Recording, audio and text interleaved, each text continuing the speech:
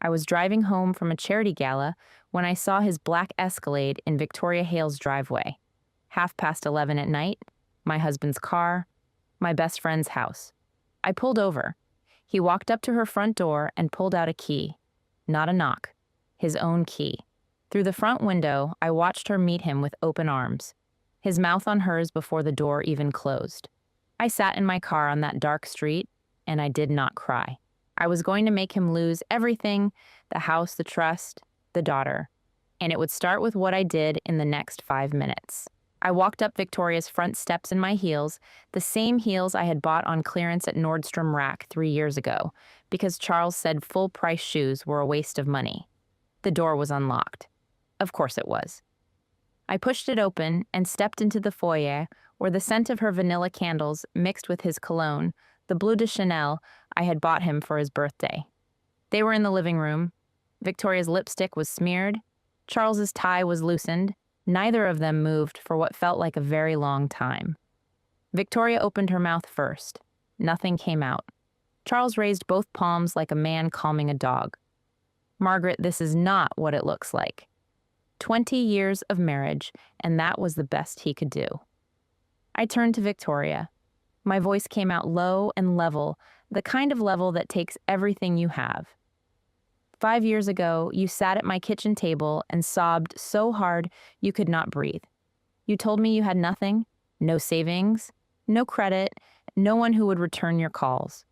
I wrote you a check for $35,000 from my personal account and told you to stand back up. And this is what you did with it. Victoria's hand went to her throat. She did not speak. I looked at Charles. His head snapped to the side. A red mark bloomed across his left cheek, vivid against his tan. He did not raise his hand to touch it. He just stood there with his mouth slightly open, and for the first time in 2 decades, he had absolutely nothing to say. I turned around and walked out the door. My heels clicked on her porch steps. Behind me, silence. The sound I carried with me was smaller than silence. It was the click of his key in her lock, that tiny metallic sound that had sliced open 20 years in less than a second. Before we continue, if you believe that loyalty should never be repaid with betrayal, please consider subscribing. It is free, and it helps stories like these reach the women who need to hear them. To understand what happened in Victoria's foyer, you need to know who I was before that night. Or rather, who I had spent 20 years becoming. I met Charles Whitfield at a fundraiser in Richmond when I was 24. He was 5 years older, old money handsome, the kind of man who wore his family name like a tailored jacket. His father Richard was the type of patriarch who shook your hand with both of his and looked you dead in the eyes. At our wedding, Richard pulled me aside and said, "You are family now, Margaret. And in this family, we do not lie to each other." I believed him. I still believe he meant it. Richard was a man who once fired his own nephew from the family firm for inflating an expense report by $400. Integrity was not a word to him, it was a religion. His mother, Eleanor, was another creature entirely. She smiled at me the way you smile at a waitress you intend to undertip, but I was young enough to think I could win her over with effort. 20 years later, I was still trying. Some projects have no completion date. The early years were good. Honestly good. Charles was charming and ambitious, and he made me laugh in a way that felt like sunlight hitting water. We bought a house, not just any house, but my grandfather's house in Henrico County, the one he had left me in his will, the one with the wraparound porch and the magnolia tree he planted the year I was born. My grandfather had worked 40 years at Reynolds Metals to buy that house. He wore the same pair of work boots until the soles separated from the leather. He ate lunch from a metal thermos every day so he could put $20 more into the mortgage. We paid it off in 7 years after we moved in. I framed the deed and hung it in the hallway next to our wedding photo. 2 anchors, 2 promises. My grandfather's voice was in those walls. My sister Grace told me once she had never seen a woman love a house the way I loved that house. She was right. It was not just property. It was proof that my family had built something that lasted. Charles worked in commercial real estate development. He was adequate at it, though he preferred the networking to the actual work, the country club lunches, the golf outings, the bourbon, with investors who never quite invested. I was the one who ran the machinery of our life. Not just the household, although I did that too. Every appointment, every insurance renewal, every parent-teacher conference, every grocery list, every dry cleaning run, every holiday gift for every member of his family. I managed our finances with the precision of a woman who had watched her mother struggle after her father left. I knew where every dollar went. I reconciled the bank statements on the first of every month. I filed the taxes. I paid the property insurance 3 months early because late fees were an insult to money.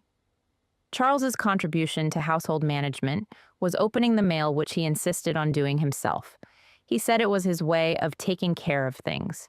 Now, I know it was his way of taking care of evidence. I also managed the thing I was most proud of, Chloe's 529 education savings plan. Every month for 19 years, I transferred money into that account. Some months it was $500. Some months when things were tight, it was $200. One December, I sold my mother's pearl earrings to make the deposit because I refused to miss a single month. I calculated once that it came to $127,000, not counting interest. Enough for 4 years at a top university. I kept the certificate in our fireproof safe filed behind the house deed. Every time I opened that safe, I felt something I now understand was the closest I came to peace in that marriage. My daughter's future, my grandfather's legacy, both locked away and protected. At least that is what I believed. I did not know that Charles had turned that house into an ATM for his mistress 8 months before I stood on Victoria's sidewalk. Let me tell you about Victoria. We met freshman year at the University of Virginia. She was loud and funny and fearless in the way that only girls who have never been hurt can be. We stayed close through our 20s and 30s. She was in the delivery room when Chloe was born, the person I called at 2 in the morning when I could not sleep, the friend who drove 4 hours in a rainstorm to sit with me the night my mother died. She held my hand at the funeral and did not let go for 3 hours. 5 years ago, her interior design firm collapsed. Bad partnerships, overextension debts she could not untangle. She came to my kitchen table on a Tuesday afternoon with mascara running down her face and told me she had $200 in her checking account and a landlord threatening eviction. She said she had thought about driving her car into the guardrail on John 64 the night before. That sentence. The guardrail sentence is the reason I wrote the check without thinking. $35,000 from my personal inheritance fund. Charles did not know about it. Grace told me I was being reckless. "You trust too easily, Maggie," she said. "People are not always what they seem when they are desperate." I told Grace she was being cynical. I told myself Victoria would pay me back when she was on her feet. She never did. Now I know where the money for her miraculous comeback actually came from, and it was not from any investor. The cracks started 6 months before that November night, though I did not call them cracks at the time. I called them nothing. I called them normal. Charles started keeping his phone face down on the kitchen counter.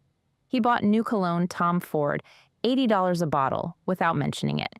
He began going to the gym 3 evenings a week, which was unusual for a man who had not exercised voluntarily since his fraternity days at Washington and Lee. His shirts came back from the office, smelling different, not like perfume exactly, but like a room that was not ours, a space with its own air. He started showering before bed, which he had never done in 20 years of marriage. Small things. Whispers, not alarms. And when you have been married for 2 decades, you learn to sleep through whispers, because the alternative is lying awake every night, wondering if the person beside you is someone you actually know. Charles had always handled the mail his way of taking care of things, but I noticed he began sorting it before I woke up. One morning I came downstairs early and found him standing over the recycling bin, tearing an envelope into pieces. The return address said First National Bank. The word I caught before the paper disappeared was printed in red capital letters. Appraisal. "Junk mail," he said without looking up. "They keep sending refinancing offers." I poured my coffee and let it go. I told myself it was nothing. The next week, another envelope. Same red lettering, same recycling bin, same explanation. I told myself he was right. Then the money? Small withdrawals, at first $500 here, $800 there from our joint checking account.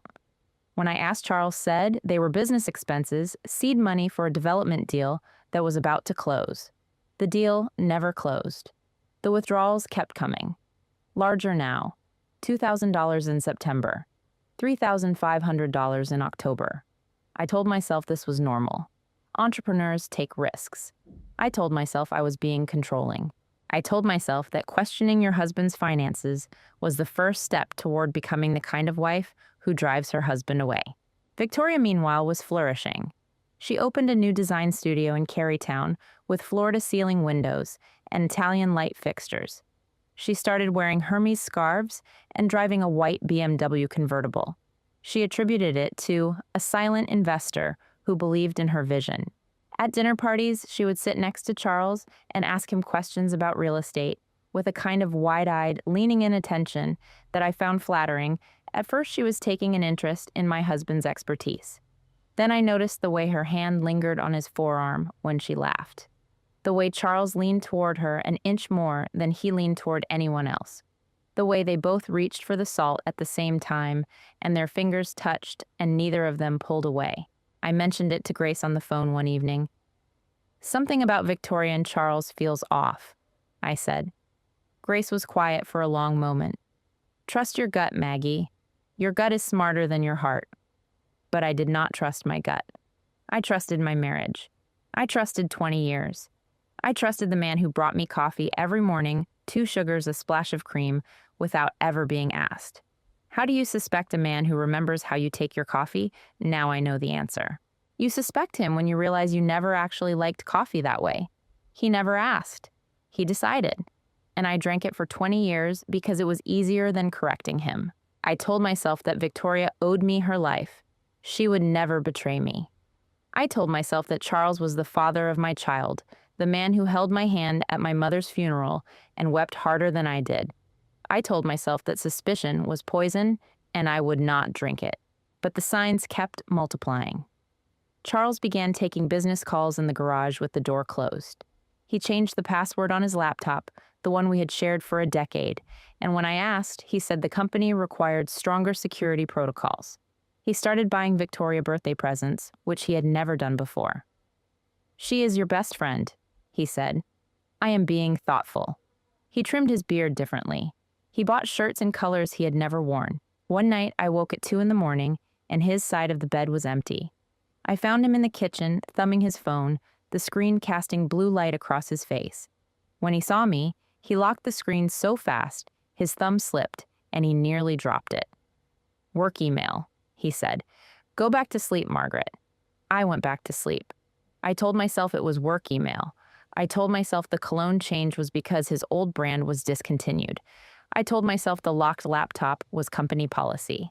I told myself these things the way a person recites a prayer she has stopped believing in, out of habit, out of fear, because the silence after the last word is worse than the lie. Grace called me on a Sunday in August, 3 months before Victoria's foyer. She had driven up from Charlottesville, and we sat on my porch drinking iced tea. "Maggie," she said, and something in her voice made me set my glass down. "I saw Charles at Merchant's Restaurant on Friday, downtown, with Victoria. They were at a corner booth, and he was holding her hand across the table." My throat tightened. "They are friends, Grace. He mentors her on her business." Friends do not hold hands at corner booths at 8 o'clock at night. I did not answer. Grace reached over and squeezed my wrist. "I am not trying to hurt you, but someone has to say what you will not let yourself think." I pulled my hand away. I told her she was wrong. I told her she did not understand their dynamic. I told her, and I believed it at the time, that Charles would never risk what we had built for someone like Victoria. Grace looked at me with an expression I had seen only once before. The night our mother confessed she had stayed with our father for 12 years after discovering his affair because she was afraid of starting over alone. Grace did not push further. She finished her tea and she left. And I spent the rest of that Sunday scrubbing the kitchen floor on my hands and knees until they ached because cleaning was the only way I knew to make a house feel like everything was still in its proper place. I told myself all of these things until the night I found a transfer receipt in the inside pocket of his charcoal blazer, the one I was sending to the dry cleaner. $15,000 wired to an account with a memo line reading for V. Charles said it was a Vanguard investment. I looked at the routing number. It was not Vanguard. I put the receipt back in his pocket, drove his blazer to the dry cleaner, picked up milk and bread at Kroger, and sat in the grocery store parking lot for 9 minutes with my hands on the steering wheel and my engine running. Then I drove home and made dinner. Chicken piccata, his favorite. And I smiled when he told me about his day because I was not ready to stop smiling. Not yet. But the receipt lived in my memory like a splinter under the skin, too deep to pull out, too sharp to forget. Now I need to take you to the morning after Victoria's foyer. The morning everything I had built turned into numbers on a screen. I did not sleep that night. I sat in the guest bedroom with my laptop on the quilt my grandmother had stitched, and at 6 a.m, when the sky was the color of a bruise, I logged into our banking portal. The joint checking account looked normal. The savings account had less than I expected, but nothing alarming. Then I clicked on the mortgage tab for the house, my grandfather's house, and the page loaded slowly, the spinning wheel turning and turning, as if the internet itself did not want to show me what was there. HELOC, home equity line of credit, $280,000 drawn against the property. My name was on the authorization form. Except I had never signed that form. I had never seen that form. The signature on the screen was close to mine, close enough that a banker processing paperwork at 3 p.m. would not look twice, but the lowercase g was wrong. My G loops to the left. This one looped to the right. Charles had forged my signature to mortgage my grandfather's house, the house my grandfather had worked 40 years of overtime to buy, the house whose deed I had framed with my own hands. The laptop fan hummed in the silence like a small, indifferent engine. I clicked on Chloe's 529 plan. The balance field loaded. $0, not low, not reduced, 0. 19 years of deposits, $127,000 plus interest. The pearl earrings, the months of cutting coupons. The Christmas I told Chloe we were skipping gifts that year so I could make the December deposit. Gone. I scrolled through the withdrawal history. 12 transfers over 8 months, all routed to the same account I had seen on that dry cleaning receipt. Victoria's business account. He had taken my daughter's future and poured it into his mistress's startup dollar by dollar while I packed Chloe's bags for her freshman year at William and Mary and told her she had nothing to worry about. My body did something I did not ask it to do. My knees buckled, and I slid off the chair onto the hardwood floor of the guest room. The wood was cold against my back. The laptop glowed above me on the bed like a small, cruel sun. I lay there for 15 minutes. I know it was 15 because I watched the digital clock on the nightstand change from 6:12 to 6:27. During those 15 minutes, I thought about my grandfather tightening his work boots in the dark. I thought about Chloe pinning her dorm layout to a corkboard with color-coded sticky notes. I thought about Victoria's white BMW. I thought about the man sleeping down the hall who had looked me in the eyes every morning for 20 years and lied with the ease of someone ordering coffee. Then something shifted. The tears stopped. Not because the pain stopped. The pain was a physical thing, a pressure behind my sternum like a fist pressing outward, but because a different part of me woke up. The part that had spent 2 decades reconciling bank statements and catching discrepancies in financial reports. The part that understood numbers the way a surgeon understands anatomy.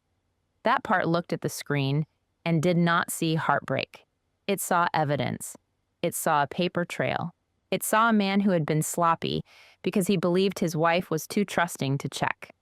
I stood up, washed my face with cold water, so cold it made my jaw ache, dried my hands, picked up my phone, and called David Chen, the best family law attorney in Richmond. David's office smelled like printer toner and old leather. He was a thin man with wire-rimmed glasses and the kind of calm that comes from seeing the worst of human behavior every single working day for 20 years. I spread the printouts across his desk, the HELOC authorization with the forged signature, the 529 withdrawal history, the transfer receipts to Victoria's account, and he studied them the way a radiologist studies a scan, tilting his head slightly, saying nothing for a long time. Then he looked up. "We have him?" David explained what Charles had done in terms that made my skin crawl with their precision. Under Virginia Code, Section 20-107.3, and the Equitable Distribution Framework, spouses owe each other a fiduciary duty, a legal obligation of honesty and fair dealing regarding marital and separate assets. Forging a spouse's signature on a HELOC constitutes fraud. Draining a child's education fund without the custodial co-owner's knowledge is a breach of that duty so severe that courts routinely award the injured spouse the full misappropriated amount, plus attorney's fees and damages. And the forged signature. David said removing his glasses and cleaning them with a cloth, that is a Class 5 felony in Virginia. Forgery. Virginia Code, Section 18.2-172. Your husband did not just cheat on you, Margaret. He committed crimes against you and your daughter. And he left a paper trail a first-year law student could follow in her sleep. The plan took shape over 3 hours in David's conference room. My sister Grace arrived at noon with turkey sandwiches and a suitcase she had packed for Chloe without being asked. That is the kind of sister. She is the kind who hears your voice on the phone and knows what you need before you finish the sentence. Step 1, freeze every joint account and credit card immediately. Step 2, transfer my separate inheritance funds, the money from my grandfather and mother, which under Virginia law was never marital property, into an irrevocable trust that Charles could not access or locate. Step 3, move myself and Chloe to the Jefferson Hotel downtown, where David had a corporate rate. Step 4, document everything. Step 5, wait for Sunday dinner. The timing was surgical. At 11:45 that morning, while Charles was settling into his usual booth at the Westwood Country Club for his Tuesday lunch with 2 developers from Northern Virginia, my bank executed the freeze on our joint credit cards. David filed the preliminary motions. Grace and I loaded 2 suitcases and a box of documents into my car, picked up Chloe from her apartment near campus. She was confused and frightened, and I held her hand in the back seat the entire drive and checked into a suite at the Jefferson. At 12:15, Charles reached for his black Amex to pay for 3 glasses of Woodford Reserve and a crab cake appetizer. The server returned to the table, holding the card between 2 fingers and a tight, apologetic smile. "I am sorry, sir. This card has been declined." In front of his business contacts, in front of the maitre d' who knew him by name. That was the first domino. He tried a second card. Declined. A third. Declined. One of his lunch companions quietly placed his own card on the check, and I am told Charles stared at the tablecloth for the rest of the meal without touching his food. Later, David told me we had cut it closer than I realized. The freeze on the primary account had executed at 11:43, just 12 minutes before Charles attempted the charge. 12 minutes between his old life and the new one. That evening, Chloe sat on the hotel bed with her arms crossed and her jaw tight. She was frightened and angry, the way 19-year-olds get when the adults in their life stop behaving like the walls and ceilings they are supposed to be. "Why are we here, Mom? What is going on?" "Dad called me 3 times today, and I do not know what to tell him." I sat beside her and took her hand. I told her that her father and I were separating. I told her the reasons were serious, and that I would explain everything when the time was right. I did not tell her about the 529, not yet. I wanted her to have one more night before the ground shifted. Grace ordered room service, and the 3 of us ate fettuccine in silence, while the city lights of Richmond shimmered through the 12th floor window. I watched my daughter's face, her furrowed brow, the way she chewed without tasting, and thought about the $0. 0 on her college fund screen, and felt the fist behind my sternum press harder than it had all day. Charles discovered the empty house that night. The closets half cleared, the safe open and empty. His wife's car, his daughter's suitcase, the framed deed that had hung in the hallway for 15 years, all gone. He called 17 times between 9 and midnight. I let every call go to voicemail. His messages progressed through stages I had predicted: confusion, then irritation, then righteous anger, then a wounded self-pity that curdled my stomach. Margaret, this is insane. You are overreacting. Whatever you think you saw at Victoria's, we can discuss it like adults. Call me back. He did not mention the money. He did not mention the forgery. He mentioned only my overreaction, as if the crime was not what he had done, but how I had responded to it. The next morning, while Chloe was in the shower, I sat at the desk in our hotel suite and assembled what David called the disclosure file. Every document laid out in chronological order. Every receipt. Every wire transfer. Every page of the 529 withdrawal history. And a final page, a side-by-side printout showing that Victoria's Company Incorporation listed startup capital of $127,000, matching to the cent the total amount drained from Chloe's education fund. I stared at that number for a long time. $127,000. 19 years of deposits. My mother's pearl earrings. The Christmas without gifts. All of it converted into Italian light fixtures and Hermes scarves and a white BMW for a woman who once told me I was the only real friend she had ever had. I closed the folder and set it on the nightstand beside my coffee cup. The folder was not heavy, maybe half a pound of paper, but it held the weight of 2 decades of trust that had been gutted from the inside, and soon it would be heavy enough to collapse an entire family. 2 days later, Charles found Chloe's phone number. He called while she was sitting beside me in the hotel suite, and she put it on speaker without my asking. His voice came through in a tone I knew well, the warm, trembling, wounded, reasonable voice he used whenever he wanted something. Chloe, sweetheart, your mother is not well. She is imagining things. She found out I had dinner with a female colleague, and she has blown it completely out of proportion. I am your father, and I love you, and she is trying to turn you against me. He was crying, or producing the sound of crying. I had heard enough of his real tears over 20 years to know the difference. She moved out without telling me. She froze the accounts. I am scared, baby. I think she is having some kind of breakdown. Chloe looked at me. Her face was the face of a girl standing on a fault line, feeling the first tremor. I did not grab the phone. I did not say a single word about what her father was. I reached for my laptop, pulled up the 529 plan statement, showing 12 withdrawals totaling $127,000, and turned the screen toward her. Then I placed the HELOC document beside it, the forged signature next to a sample of my real handwriting, the wrong G circled in red. Chloe studied the screen. She studied the signatures. She looked at me. Then she picked up the phone where her father was still talking, still spinning his story about an unhinged wife. Dad. Her voice was flat as glass. Stop talking. Silence on the line. Chloe, baby, listen. I said stop. She hung up. She placed the phone face down on the bed and pressed both palms over her eyes, and when she lowered her hands, her mascara was streaked, and her jaw was set in a way that reminded me of my mother, tight, certain, done. In the hotel room after the call ended, the silence was thick enough to hear the ice machine humming 3 doors down. I sat beside my daughter and let her absorb what she had just learned, that the man who taught her to ride a bicycle and read her stories at bedtime had stolen her college fund to finance his affair with her godmother. Some truths are too large for words. They can only be held in the body. I did not push. I did not explain. I sat with her in the silence until she was ready, but I was not finished. Sunday dinner was 2 days away. Every other week, the Whitfield family gathered at Richard and Eleanor's estate in Windsor Farms for roast beef Cabernet and the performance of family unity. Charles never missed it.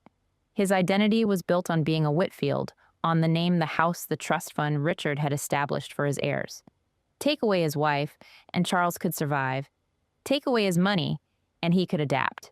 But strip him of the Whitfield name, peel away the family armor, and there would be nothing underneath but a man in a borrowed suit. I arrived at the estate at 6 o'clock, wearing a navy dress and carrying 2 manila envelopes.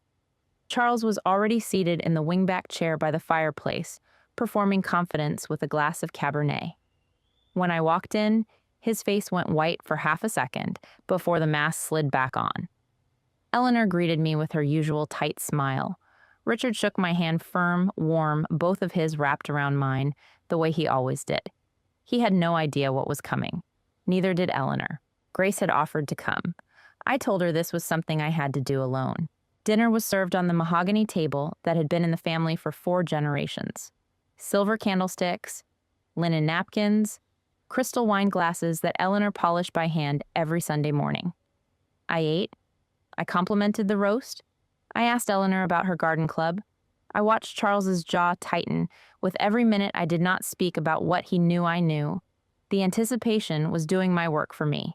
I waited until the main course was cleared and the coffee was poured. Then I placed the first envelope on the table. I have something the family needs to see. Charles set down his cup carefully, the way you set something down when your hands are beginning to shake. I opened the envelope and placed 8 photographs on the linen printed from the private investigator's file.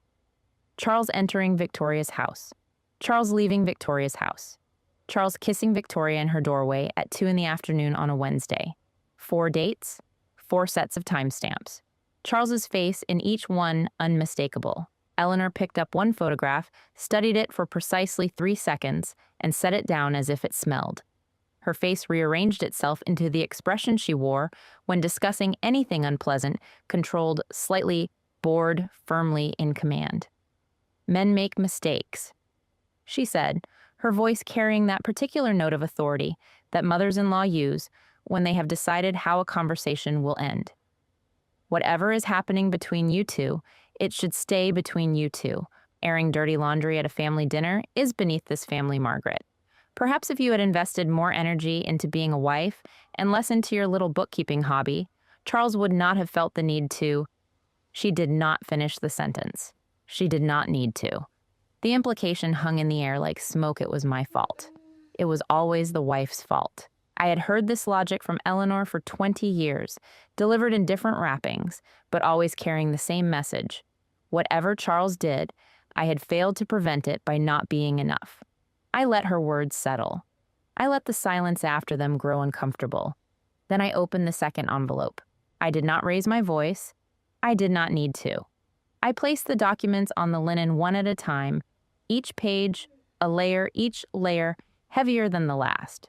First, the Haylock agreement showing $280,000 drawn against the house I had inherited from my grandfather, a house that should never have been leveraged, a house whose deed I had framed and hung on the wall like a promise. Then the forged signature, beside my real handwriting, the wrong G circled in red ink. Then the 529 plan statements, every page showing the account drained from $127,000 to zero over 8 months.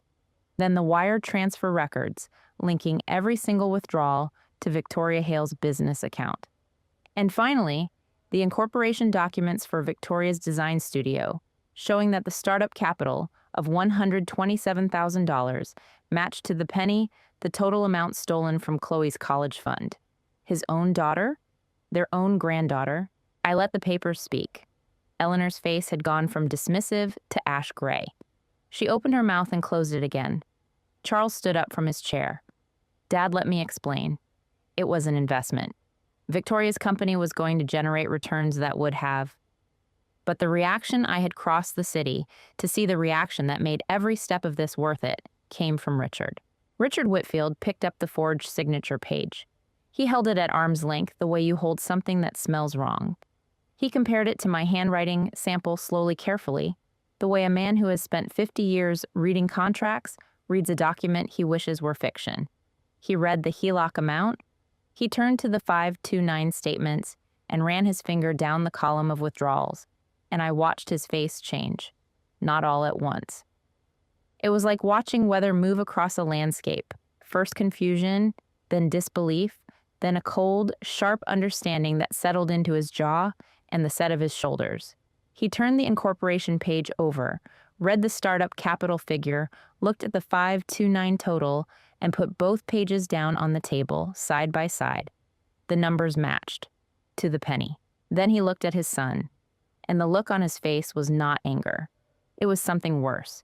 It was recognition, the recognition of a man realizing that the person he raised, the person whose hand he had held on the first day of school, and whose name he had given a place in the family, trust had become someone he did not know and could not defend.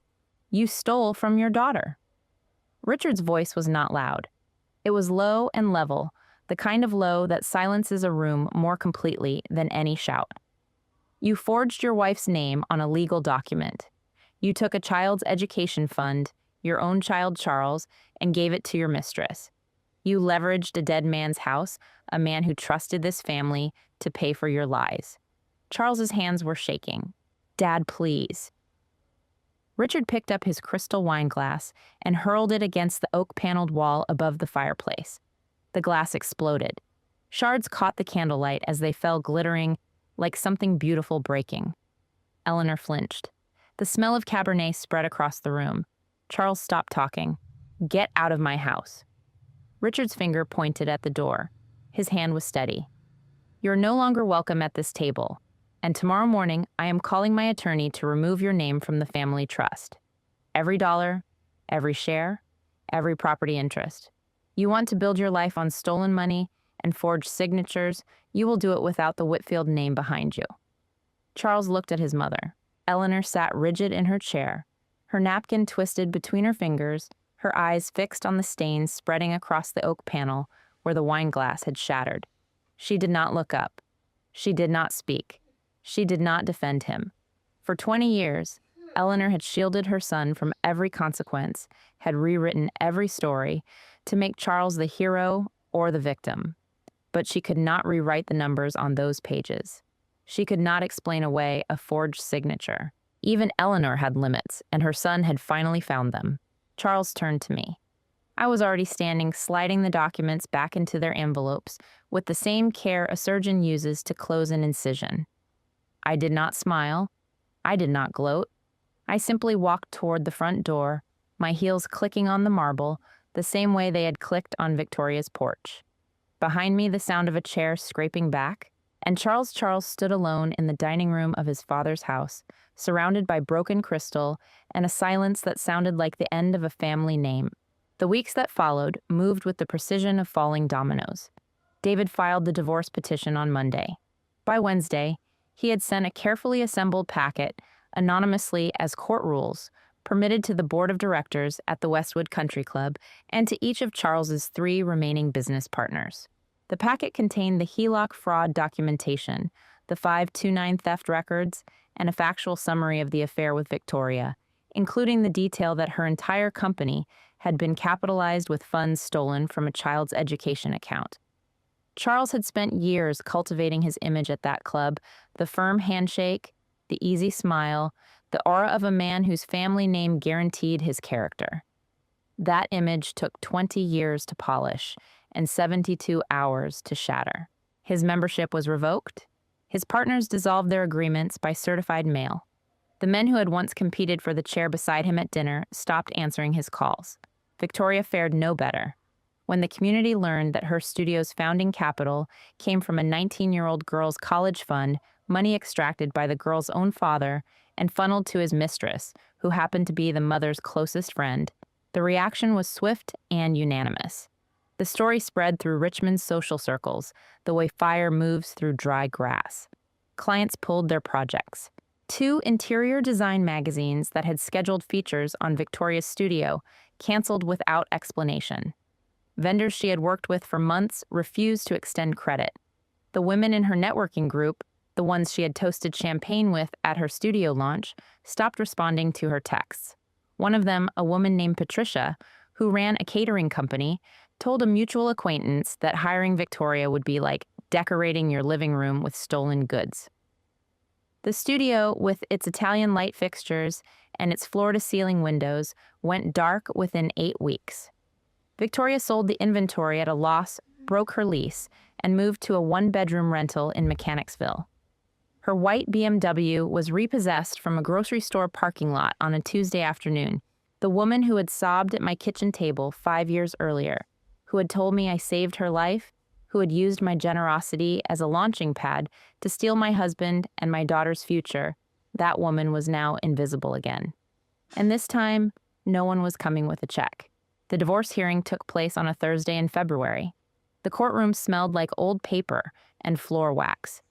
Judge Patricia Hendricks reviewed the evidence with a focused, unbroken silence that made every attorney in the room sit very still.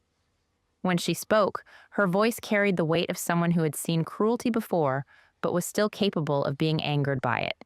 She cited Virginia Code Section 20-107(3) and noted that Charles's breach of fiduciary duty, the forgery, and the intentional dissipation of both marital and separate assets warranted a distribution overwhelmingly in my favor. The house, my grandfather's house, was awarded to me in full. Charles was ordered to assume sole responsibility for the $280,000 HELOC and to reimburse the 529 plan in its entirety, plus interest, within 18 months. The judge referred the forgery evidence to the Commonwealth Attorney's Office for criminal investigation. Charles sat in his chair and stared at the table and did not look up for the rest of the proceeding. His attorney asked for a recess that never came. That evening, I drove back to the Jefferson. I was tired in a way sleep could not fix. Tired in my bones, behind my eyes, in the part of my chest where the fist had lived for weeks. The suite door opened, and Chloe was sitting on the bed with her knees pulled up to her chin, waiting. She looked at me, and I looked at her, and for a moment we were just two women in a hotel room who had lost something that could not be returned. Then she stood across the room and wrapped her arms around me so tightly I felt her heart beat against my ribs. "I am sorry, Mom." Her voice broke on the second word. "I am sorry I listened to him. I am sorry I did not see it sooner. You carried everything. You carried all of it, and none of us even noticed. Those words, you carried everything, broke open something I had sealed shut since Victoria's foyer." I cried. For the first time since this began, I cried. Not the controlled, silent tears of a woman holding herself together for her daughter, for her lawyer, for a courtroom. Real tears. The kind that make your shoulders shake and your nose run and your daughter hold you tighter because she is afraid you might come apart. We stood in that hotel room, mother and daughter, her tears on my shoulder and mine on hers, and I thought this is what I was fighting for. Not the house, not the money, not the satisfaction of watching Richard hurl his wine glass. This girl. This moment of being seen by the one person whose seeing mattered most. Grace called later that night. She did not say, "I told you so." She said, "Come home when you are ready, Maggie. Your house is waiting for you." 1 year later, I stood in the living room of my grandfather's house and ran my hand along the wall I had just finished painting. Not beige, not the neutral palette that Charles had insisted on for 15 years, because he said bold colors hurt resale value. Navy blue. Deep, rich, saturated navy blue, the color of the ocean at dusk, the color I had pointed to in a magazine once, and Charles had said was too much. 3 coats. My shoulders ached. There was paint in my hair and under my fingernails, and speckling the old t-shirt I wore, and I did not care because every square inch of that wall was a decision I had made without asking permission from anyone. The house was different now. Not just the walls, though. I had painted every room, each one a color I chose without consulting a single human being, but the air itself. The kitchen smelled like the coffee I actually preferred. Black strong, brewed in a French press I found at a Saturday flea market for $12. Charles had made the coffee every morning of our marriage with 2 sugars and cream because he assumed I liked it that way. He never asked. And I never told him otherwise, because somewhere in the first 5 years, I decided that correcting him was not worth the argument. 20 years of drinking someone else's coffee. Turns out I did not know myself as well as I thought. Or maybe I knew, and I had forgotten the way you forget a language you stop speaking. Chloe was back in school. The reimbursed funds combined with the court-ordered damages covered her tuition at the University of Virginia with room to spare. She called every Sunday evening, not because I asked, but because she chose to. Our conversations were different now, honest in a way they had never been when Charles controlled the family narrative. She told me about her classes and her roommate and the boy in her economics seminar who made her laugh until her stomach hurt. I told her about the licensing exam I had passed, the one that qualified me as a real estate broker in the Commonwealth of Virginia. My specialty, and this still makes me shake my head, was working with women going through high conflict divorces who needed help protecting their housing assets. I knew the laws, I knew the loopholes, I knew what a forged signature looked like and what a HELOC could do to a home that had been in a family for generations. David told me I was the most dangerous kind of expert, the kind with scars. I hung my broker's license on the wall of my new office in a converted row house on Cary Street. The name on the license was not Whitfield. It was my maiden name, the name my grandfather carried to work every morning for 4 decades, the name that belonged to me before I belonged to anyone else. The morning I screwed that frame into the wall, I stood back and looked at it for 5 full minutes. It was just a piece of paper behind glass, but it meant something that 20 years of marriage had slowly eroded. It meant I was a person with my own name, my own skills, my own place in the world that did not depend on the man whose last name I had borrowed. I discovered things about myself that year that surprised me.